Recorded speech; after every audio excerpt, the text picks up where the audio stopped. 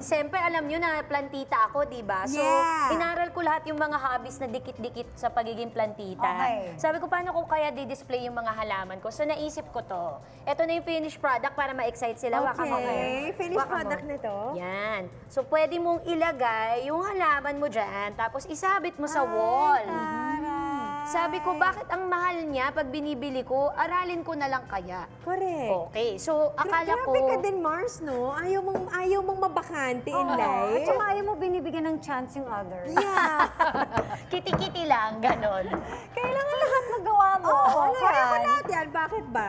Madali lang pala na-intimidate ako nung umpisa eh. So example, yung finished product natin, meron tayong parang triangle pattern dyan. Okay. Dalawang knot lang ang ginamit ko dyan. Square knot at saka itong lark's head. So ayan, tulungan niyo ako girls, sawa kami. Ang lark's head knot, kunyari, 2 yarda ng thread. By the way, I use this kind of thread. What's this called? Macrame thread. Macrame Oo. thread. So 2 yarda yan, sukatin mo lang sa balikat mo na ganyan. So ifo-fold mo, bali magiging 2 siya.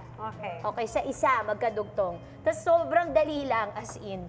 From the back, okay, gagawa ka lang ng loop na yan, no?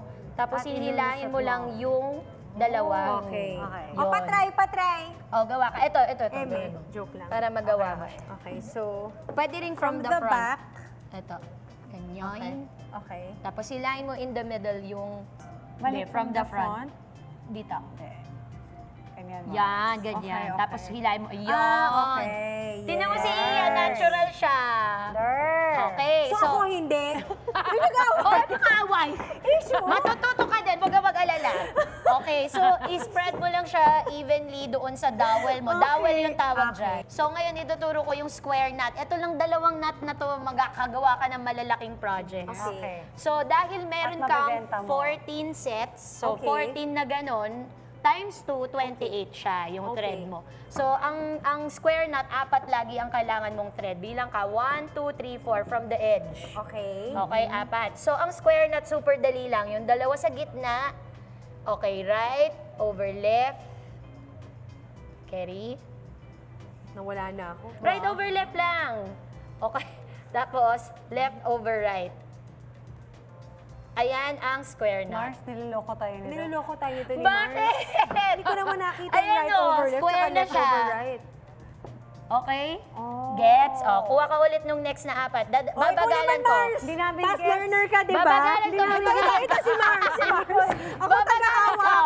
Ako taga-hawak. Babagalan ko. Gagawin ko in front of Okay, you, pwede. Iya. Sasabayan na lang kita.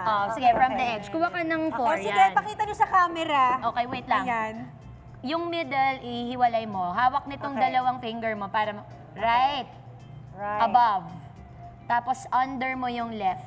Okay. Tapos kunin mo siya dun sa butas. And then you pass it on that other side. Okay. Okay. So, Galing, Mars, nakuha mo. okay, hilahin mo yon hanggang taas. Yan. So you do the reverse naman of that. Sa left mo naman gawin yung 4. Tapos kunin mo yung rightmost thread mo, yun Tapos naman ang ganyan. ipasok mo sa loop mo dun sa kabila. That's a square knot. Hirap. Oh, tapos lift it sa taas. Ang tiyaga And then mo. lift Yan. it. Hilahin mo yung middle. Oh, perfect! Nice one, Mars. Perfect! Ako, hindi naman ako naabisuhan. Practical exam pa na to. Perfect. So you just continue doing that until you create a diamond pattern. So ang trick lang dyan is you leave 2 threads behind para dumadiagonal siya. At saka As napansin you go ko, along. As you go along. Okay, At saka napansin ko, you do it one way, tapos i-reverse mo naman. I-reverse mo sa kabilang side. Wow! Alam mo, Mars, ngayon napatunayan ko talaga na nasa sayo na yun kung sa panahong ito, wala ka pa rin ibang natututunan. Tama. Diba? Totoo. Yes. Thank you so much